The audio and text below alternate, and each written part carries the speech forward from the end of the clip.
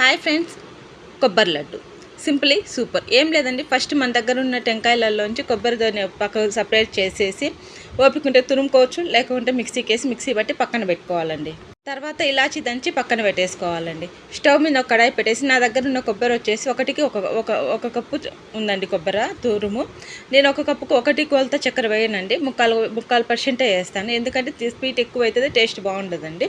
అందుకోసం స్టవ్ మీద ఒక కడాయి పెట్టేసి ముక్కాలు కప్పు చక్కెర వేసేసి అందులో అర్ధ కప్పు వాటర్ పోసేసి ఒక 5 to 10 minutes బాగా కరగనిచ్చి అటు ఇటు తిప్పిన తర్వాత మన చేతికి జిగురుగా తగులుతుందండి. తగిలిన తర్వాత అందులో ముందుగా మిక్సీ కొట్టుకు పెట్టుకున్నటువంటి కొబ్బరి వేసేసి అటు ఇటు ఒక 5 to 10 minutes రోస్ట్ చేస్తానండి. పచ్చివాసన పోయి మంచి కమ్మని వాసన వచ్చేటప్పుడు ఇలాచి పొడి వేసేసి ఒక 2 minutes అటు ఇటు తిప్పేసండి పక్కన పెట్టేసుకొని ఒక ప్లేట్ మీద గీ రాసేసి ముందుగా మనం తయారు చేసుకున్నటువంటి మిశ్రమం ఆ ప్లేట్ మీద వేసి చల్లారిన తర్వాత చిన్న చిన్న లడ్డూలా చుట్టుకుంటే ఎంతో టేస్టీ అయిన కొబ్బరి లడ్డు రెడీ.